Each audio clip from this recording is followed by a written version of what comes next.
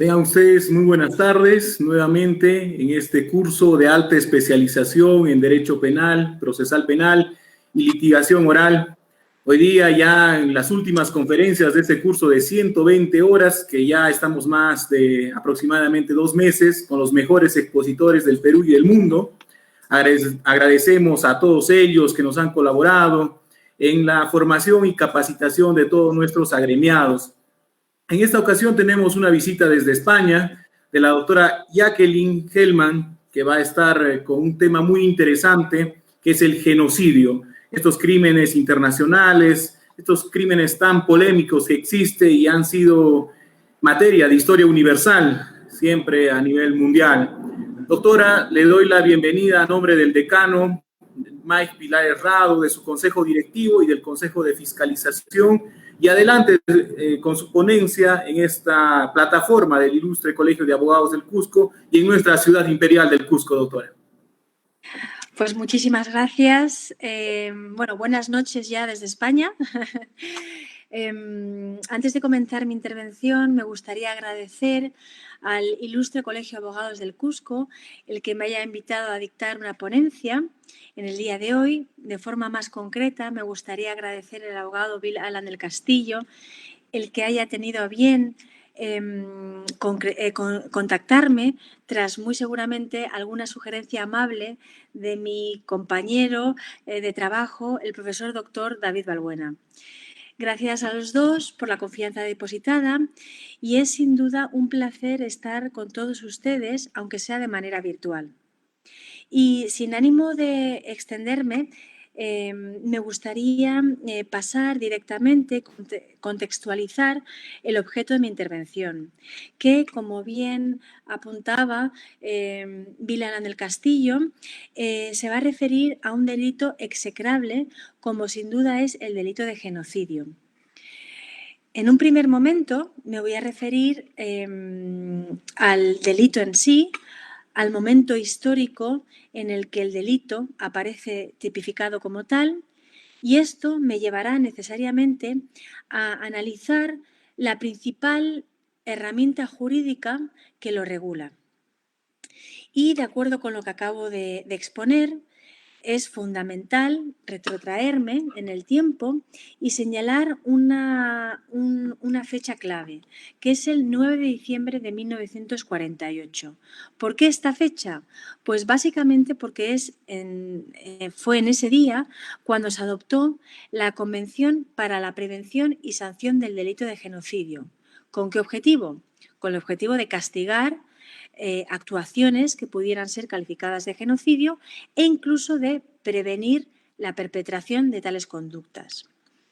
Y en este punto de mi explicación sí me gustaría aprovechar la ocasión para apuntar el curioso modo en el que se llega a esta fecha, a este 9 de diciembre de 1948, lo que me obliga a avanzar más, es decir, a todo lo contrario, a retrotraerme más en el tiempo y de alguna manera explicar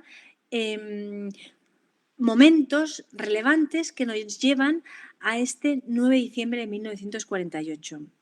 Y, lógicamente, ello me lleva a hacer una referencia, una reflexión en torno al conflicto bélico, a uno de los conflictos bélicos más reseñables del siglo pasado, que sin duda fue la Segunda Guerra Mundial. Todos somos conscientes del altísimo número de víctimas que se vieron afectadas de un modo u otro por la referida contienda y, por supuesto, todos somos conscientes, en mayor o menor modo, acerca de la gravedad, la crueldad de las conductas o las actuaciones perpetradas por el régimen nazi. Siendo conscientes de toda esta situación, me gustaría remarcar que durante la referida contienda bélica hubo personas que reaccionaron y de alguna manera trataban de concienciar o de informar a la comunidad internacional lo que estaba sucediendo. Y una de estas personas fue Winston Churchill. Él, que todos sabemos, primer ministro británico durante varios años, tuvo su actuación cierto impacto durante la Segunda Guerra Mundial que de alguna manera empujó o tuvo su relevancia en la adopción del Convenio contra el Genocidio. ¿Y cómo es esto posible? Pues para ello me tengo que referir a una anécdota muy concreta.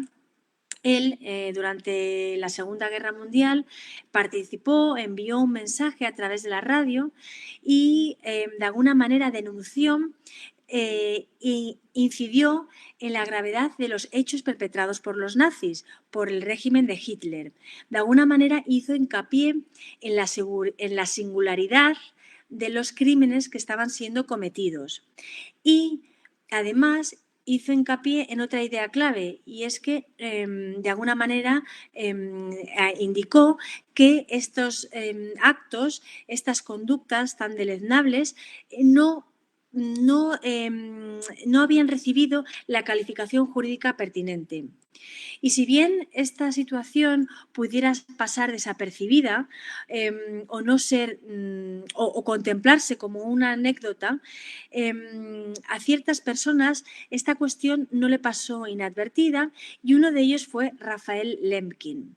Raphael Lemkin era un jurista polaco altamente sensibilizado por las grandes tragedias en las que, de alguna manera, algún conflicto armado había tenido lugar. Y cuando escuchó este mensaje, decidió ponerse manos a la obra. ¿De qué manera? Pues básicamente se propuso acuñar un término que tuviera por objeto o que englobara las conductas nazis, que fuera capaz de criminalizar las conductas, las actuaciones perpetradas por el régimen de Hitler. Y el resultado de ello fue la palabra genocidio. ¿De qué manera?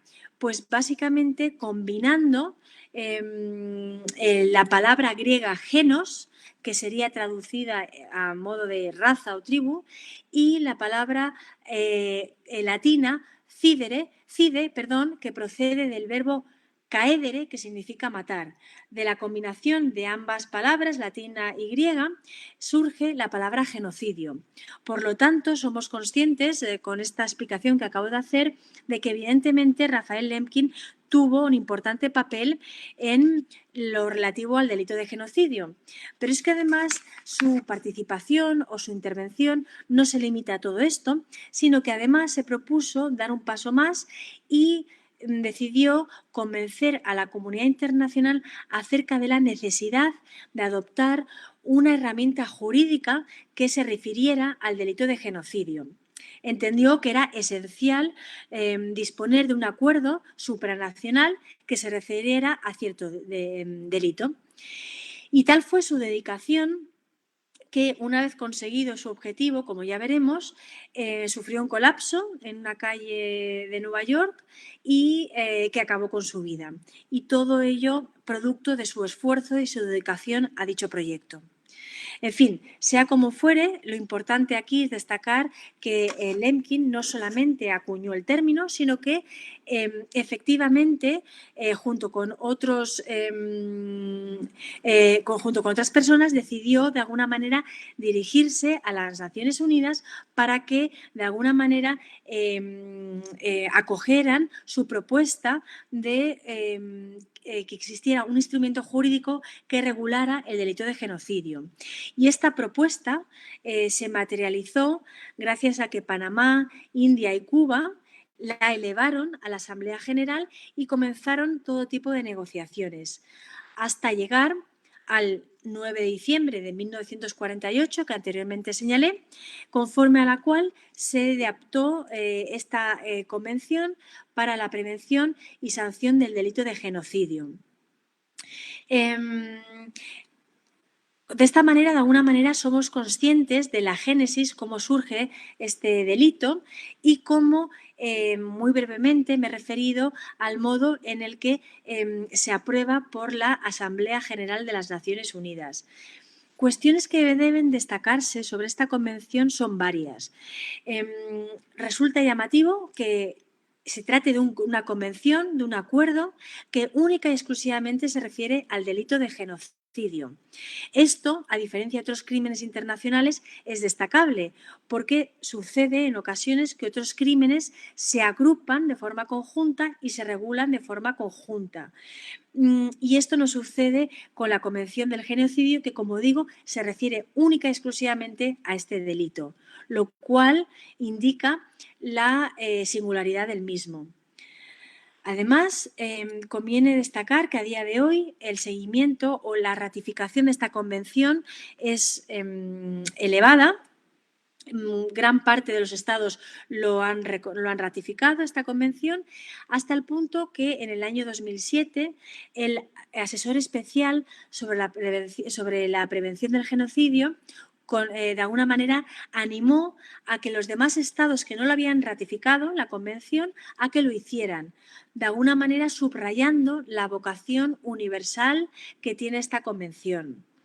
Así pues, tengo que de alguna manera destacar que la convención ratificada en el año 48 contó con un apoyo nada desdeñable de 56 estados, pero a día de hoy el número de estados es infinitamente superior, lo cual muestra el respaldo que la convención ha recibido. Y esto es llamativo porque cuando la convención fue ratificada en su momento, en la década de los 40, 50, su inicio fue un tanto convulso porque hubo miembros del Consejo de Seguridad que se oponían al contenido de la convención.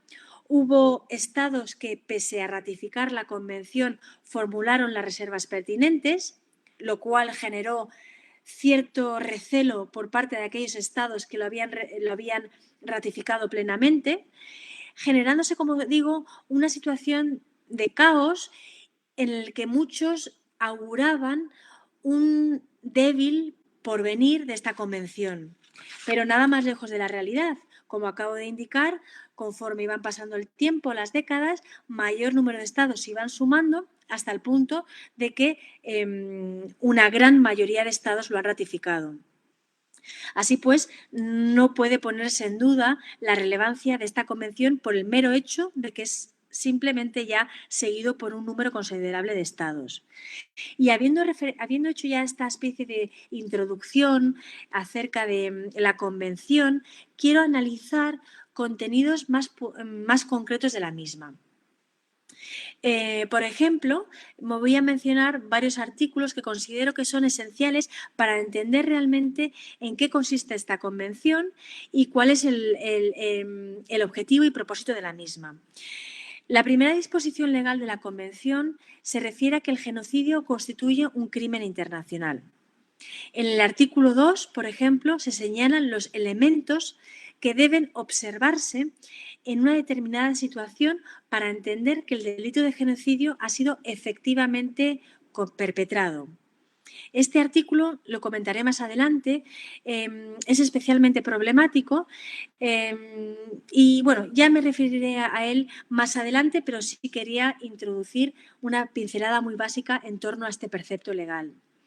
El artículo 5, por ejemplo, señala concretas medidas estatales que deben adoptarse para asegurar un estricto cumplimiento del objetivo de la referida convención, que, como ya he dicho, consiste en castigar y prevenir conductas especialmente virulentas como son, por supuesto, las que conllevan la perpetración de un acto genocida. El artículo 6 de la Convención estipula, por ejemplo, que deben los estados procurar que los tribunales domésticos puedan ser competentes, llegados al caso, para juzgar un crimen que se refiere al delito de genocidio o, por supuesto, habilitar un tribunal internacional que pudiera en un momento dado juzgarlo. Sin duda, el articulado completo de esta convención, que alcanza unas 19 preceptos legales, no mucho más, se refieren y ahondan en esta idea de prevenir conductas especialmente execrables, como son las que implican la realización del delito de genocidio y, por supuesto, prevenir y castigar, ambas cosas al mismo tiempo. El conjunto de artículos que componen la Convención, como digo, no es especialmente extenso, apenas cuenta con 19 artículos, son bastante sencillos los preceptos legales, salvo, como ya veremos, el artículo número 2, pero en general, en términos generales, uno puede fácilmente advertir el objetivo, la finalidad de esta Convención, de cuáles son las medidas que los Estados deben adoptar, etcétera. Y cuando uno lo lee con detalle, claramente se deduce que los Estados tienen una prohibición clara de cometer el delito de genocidio. Y esta prohibición ha sido contemplada como una norma imperativa, una norma de jus cogens. Como seguramente saben, en el ámbito del derecho internacional público, las normas de jus cogens tienen un protagonismo especial y, de hecho, son las que se encuentran en la cúspide dentro de todas las fuentes del derecho internacional. Por lo tanto, uno es capaz de apreciar la importancia de estos preceptos que dan lugar a una prohibición clara y que a día de hoy se contemplan como una norma de jus cogens, una norma imperativa. Además, los preceptos legales contemplados en la Convención, de alguna manera, muchos de ellos proceden del derecho internacional consuetudinario, lo cual es algo muy relevante de cara al derecho internacional público también. Por lo tanto, a grosso modo, es relativamente sencillo deducir el impacto que ha tenido la Convención, una Convención ampliamente respaldada por un número considerable de estados, conforme a las cuales se aprecian preceptos legales muy importantes y que sin duda vinculan a los estados de una manera contundente. Al subrayar, por ejemplo, que estamos ante una normativa de jus cogens y de preceptos que proceden del derecho internacional consuetudinario, como decía anteriormente. Y con ánimo de realmente realizar un examen exhaustivo de la Convención, sí quería centrarme en el artículo 2. Como ya indicaba anteriormente, este artículo es especialmente complejo, especialmente controvertido, porque los elementos que señala no son fácilmente identificables en una determinada situación. Me gustaría leer el artículo 2 para que de esta manera seamos conscientes acerca de la complejidad que presenta este precepto legal. Y dice así: en la presentación de los actos mencionados a continuación, perpetrados con la intención de destruir total o parcialmente a un grupo nacional, étnico, racial o religioso como tal, y señala una relación de conductas del párrafo A al párrafo E, que serían las siguientes: matanza de miembros del grupo, B, lesión grave a la integridad física o mental de los miembros del grupo, C, sometimiento intencional del grupo a condiciones de existencia que hayan de acarrear su destrucción física total o parcial, D, medidas destinadas a impedir los nacimientos en el seno del grupo, y E, finalmente, traslado por fuerza de niños del grupo a otro grupo. Bien, es sin duda un artículo que requiere una lectura doble, si no triple, para realmente entender la complejidad del mismo y de observar cuáles son los elementos que debemos identificar en una determinada situación para entender que estamos ante genocidio y no ante otro crimen. Podemos subrayar que son varios los crímenes internacionales: crimen contra la humanidad, crímenes de guerra, agresión y genocidio. Y el artículo 2 estipula qué elementos debemos observar en una determinada situación para entender que estamos ante un delito de genocidio y no ante un crimen contra la humanidad o cualquier otro. ¿Y cuáles son estos dos elementos? Pues tras varias lecturas de este artículo, porque así lo exige, podemos apreciar que son dos los elementos que hay que tomar en cuenta para observar que una determinada conducta pueda calificarse de genocida. ¿Y cuál es el primer elemento? El primer elemento sería el actus reus, o lo que es lo mismo, el acto culpable. Ello se corresponde con el elemento objetivo del citado ilícito.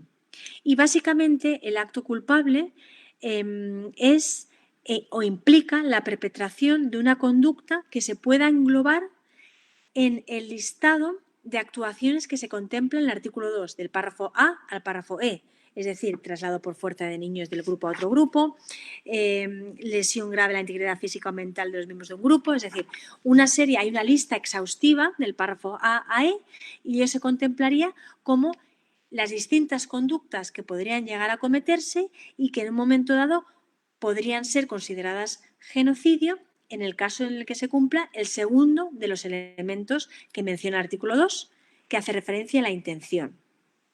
Por lo tanto, tenemos dos elementos. Un primer elemento que sería el acto culpable, el listado de actuaciones que contempla el artículo 2, y el segundo elemento sería la intención.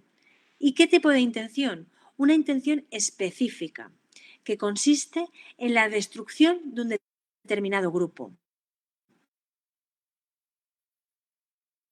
Como podemos ver, se corresponde con el elemento subjetivo del delito de genocidio, y se entiende o implica un dolus specialis, porque se trata, como decía, de la intención de destruir un determinado tipo de grupo. Así pues, resumiendo y refrescando un poco, para observar que una determinada situación conlleva la perpetración de un delito de genocidio, es necesario observar el actus reus, que sería el acto culpable, y la intención, lo que sería también denominado como el mens rea, una intención específica, un dolus specialis, que consiste en la destrucción de un determinado tipo de grupo. Si vertimos uno de los elementos pero el otro no, no estaríamos ante un delito de genocidio. ¿Y qué sucede? Que cuando hablamos de este dolus specialis apreciamos cierta complejidad. ¿Por qué? Porque de la lectura de este artículo vemos que no es fundamental obtener un determinado resultado. Es decir, calificarse de genocida no debe acarrear necesariamente un número elevado de víctimas. Es más, no se requiere ni siquiera la necesidad de que exista una sola víctima, para advertir la perpetración del delito de genocidio. Es irrelevante el resultado, lo importante es la intención. ¿Y qué pasa? Que efectivamente suceden complicaciones a la hora de evidenciar la existencia de este elemento, dado que, como hemos visto, entre otras cosas, no se exige un determinado resultado. Y toda esta situación tan compleja se agrava si somos conscientes de que el artículo 2 no da información alguna acerca de lo que debemos entender por intención de destruir un determinado tipo de grupo, no da información adicional. Entonces, como vemos, resulta muy difícil identificar en un caso real si este segundo elemento, este dolus specialis, de alguna manera se observa o no. Y como vemos, es determinante, porque si de no observarse, por mucho que haya un acto culpable que encaje en el artículo 2, no vamos a poder apreciar la existencia del delito de genocidio. ¿Y qué es lo que ha pasado? Pues que un sector doctrinal, de alguna manera está abogando por rebajar el umbral probatorio que exige este dolus specialis. De alguna manera, hay autores que sostienen que este dolus specialis actúa en detrimento de la propia convención,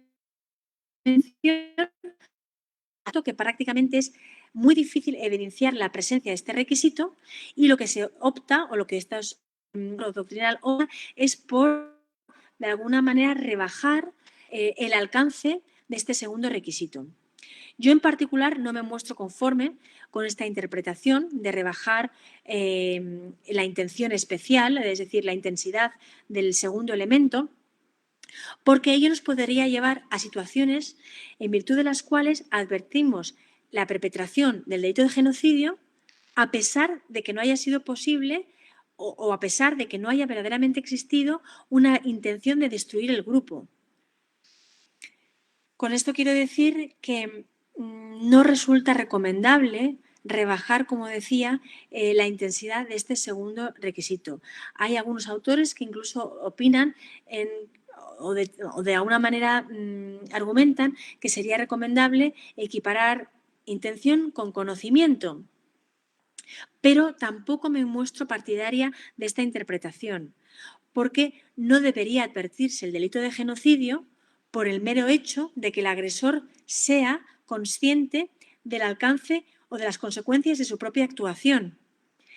Realmente es necesario, y tal así lo estipula el artículo 2, y de eso no hay duda, en el que es fundamental apreciar la intención de destruir un determinado tipo de grupo. Y Si es cierto que hay cierta complejidad a la hora de probar la existencia de la intención, tampoco debe preocuparnos en exceso, porque al final el delito de genocidio es contemplado por muchos como el crimen de todos los crímenes. Es decir, que en el caso de que alguien sea acusado y finalmente condenado de cometer genocidio, posiblemente se le acuse de uno de los crímenes, de los mayores crímenes que se pueda acusar a alguien. Y si ello va aparejado cierta complejidad probatoria, se puede llegar a entender debido a la propia singularidad del delito en sí, que es de una gravedad prácticamente terrible, de unas consecuencias atroces. Por lo tanto, esa complejidad probatoria puede verse justificado por el mero hecho de que el genocidio se contempla como el gran crimen que el ser humano puede cometer. Así que, en cualquier caso, independientemente de que uno sea más partidario de rebajar el umbral probatorio de la intención especial o independientemente de que alguien opte por equiparar intención y conocimiento, yo, como ya he dicho, no soy partidaria de ninguna de las dos cosas. Independientemente de esto, hay cierta ayuda que nos está facilitando en el sentido de que tribunales internacionales que se han referido al delito de genocidio han aportado claves esenciales. Ese sería, por ejemplo, el caso la situación del caso Akayesu, que, por ejemplo, el tribunal competente dictaminó que ante la gravedad de los discursos proferidos, tremendamente racistas, tremendamente violentos y demás, se entendió que ello era suficiente como para entender que el delito de genocidio estaba siendo cometido o había sido cometido. En el asunto, por ejemplo, Kayeshima y otros, fue fundamental, por ejemplo, en este caso, apreciar que el número de víctimas fue elevadísimo. En el asunto Kirstich, por ejemplo, el tribunal proclamó que el genocidio existía ante el asesinato de todos los hombres bosnio-musulmanes en edad militar, junto con el hecho de que las personas mayores, las mujeres y los niños habían sido trasladados a otro lugar. De alguna manera, estas medidas claramente dieron pie al tribunal a considerar que se promovía la destrucción física del grupo y, por lo tanto, se advertía el cumplimiento de este segundo elemento relativo al dolus specialis. Vemos, por lo tanto, que si es verdad que el precepto legal número 2 es un tanto parco en la medida que no proporciona excesiva información acerca de los elementos que componen el delito de genocidio, sí es cierto que los tribunales internacionales están de alguna manera haciendo un esfuerzo por compensar esta falta de información y por dar claves, como decía, esenciales en torno a este delito tan importante. Por lo tanto, un poquito recapitulando acerca de este artículo 2, vemos que tenemos por un lado el actus reus, que es esencial, pero vemos también que es fundamental observar el mens rea, la intención específica. Y ahí es donde hemos observado gran parte de la problemática. Pero esta problemática no termina aquí, porque si recuerdan, cuando yo leí el artículo número 2, se añadía un elemento también que es importante y es la necesidad de destruir un determinado tipo de grupo. ¿Y qué tipo de grupo? ¿De qué tipo de grupo estamos hablando? Pues del que menciona el artículo 2, que sería un grupo nacional, étnico, racial o religioso, y que su destrucción puede ser tanto total como parcial. Vemos aquí el estado de grupo, estado exhausto.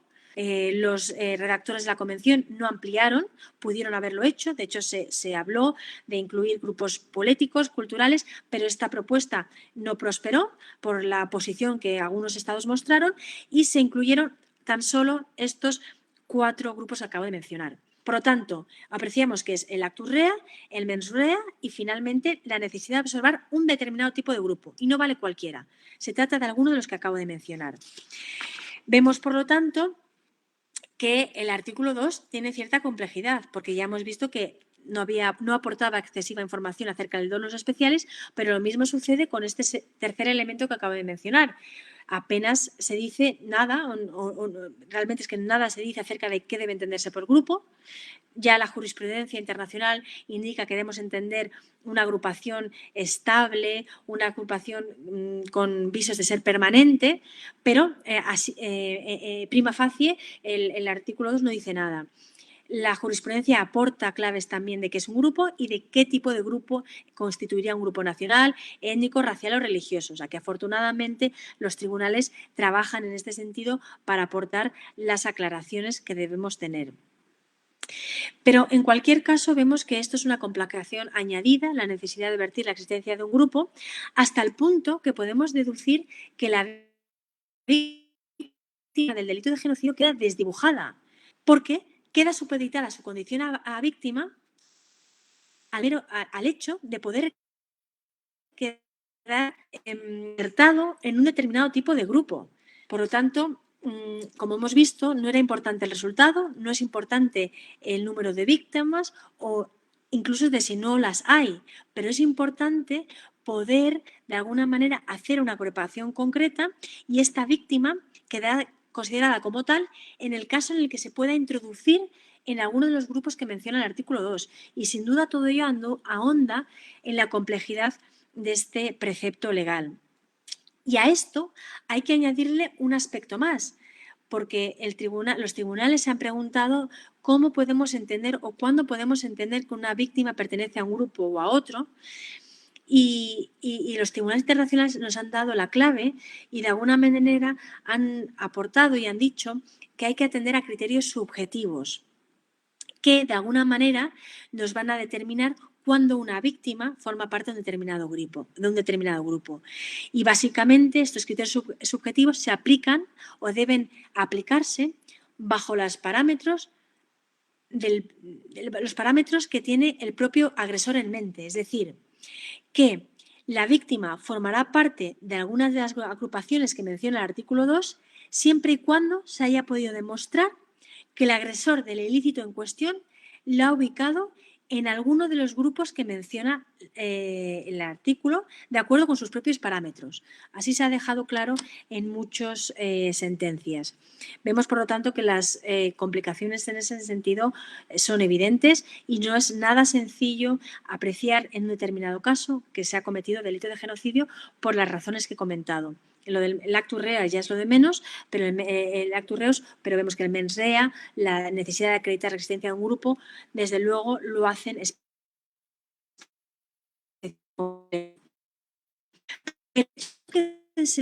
que sea especialmente o que no sea sencillo aplicar este artículo 2, no quiere decir que haya una discusión acerca de los elementos que lo componen.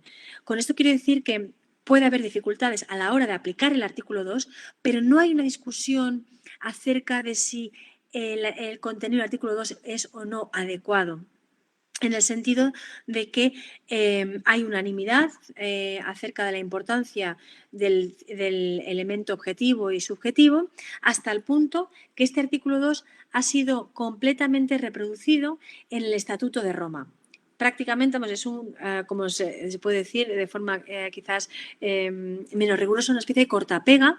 El artículo 2 se ha reproducido íntegramente en el Estatuto de Roma, que el artículo 6 define el delito de genocidio bajo las mismas premisas de la propia Convención del 48.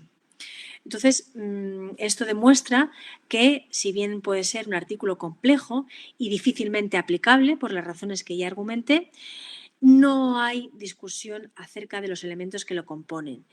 Y, en cualquier caso, la parquedez o rigidez de este precepto, de alguna manera, se edulcora gracias a la importantísima labor que han llevado o que han, de alguna manera, que han realizado los tribunales internacionales a la hora de aclarar cuestiones esenciales acerca del mismo, que, por ejemplo, han venido incluso a ampliar el listado de actos culpables e incluso de alguna manera han tratado de flexibilizarlo hasta el punto que se está considerando que hay otros grupos que, aunque no están mencionados, deben entenderse aplicables y que deben dar pie en un momento dado a la aplicación del artículo 2. Vemos, pues, que el artículo 2 de la Convención, como decía, es complejo, pero su contenido ha sido recientemente aceptado de nuevo tras la adopción del Estatuto de Roma, y todo ello debe valorarse desde el punto de vista de que se trata de un precepto legal relativamente ya antiguo, fue adoptado en el 48, y pese a todo sigue siendo una referencia, y pese a todo, y muy lamentablemente, sigue trayéndose a colación ante situaciones especialmente graves o virulentas. ¿A qué me estoy refiriendo? Pues, por ejemplo, a la situación que se ha vivido en Myanmar con respecto a los rohinyas en los últimos años. Ha habido una escalada de violencia contra este grupo, pudiera ser religioso, que ha dado pie a un Estado, a Gambia, a denunciar a Myanmar ante la Corte Internacional de Justicia, como consecuencia, como decía, de la conducta implementada hacia los rohinyas. Todo ello, de alguna manera, demuestra que, si bien el artículo puede ser un tanto parco y poco flexible en un primer momento, uno aprecia que, pese a haber sido adoptado hace ya más de 70 años, sigue siendo perfectamente traído a colación. Lamentablemente lo es, como vemos, porque situaciones de gravedad se siguen cometiendo por el ser humano, hasta el punto que, como digo, hay una denuncia interpuesta conforme a la cual se ha traído a colación, por supuesto, el artículo 2 de la Convención. Veremos en qué queda este procedimiento, habrá que estar muy pendiente. Se han dado algunos pasos ya en torno a la adopción de medidas cautelares, provisionales y demás, pero, en fin, hay que estar pendiente porque, sin duda, seguramente se condena o no se condena a Myanmar, seguro que se darán pasos en el sentido de aclarar en mayor medida de qué manera debe entenderse e interpretarse esta convención, que, como vemos, y desgraciadamente sigue siendo de aplicación a la luz de trágicos sucesos actuales. Ya con esto sí me gustaría dar por finalizada mi intervención y, por supuesto, estoy abierta a cualquier duda que pudieran tener. Muchísimas gracias a todos por su atención.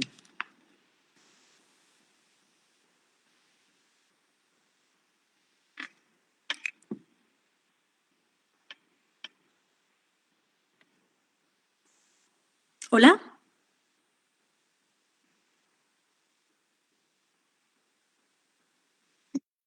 Sí.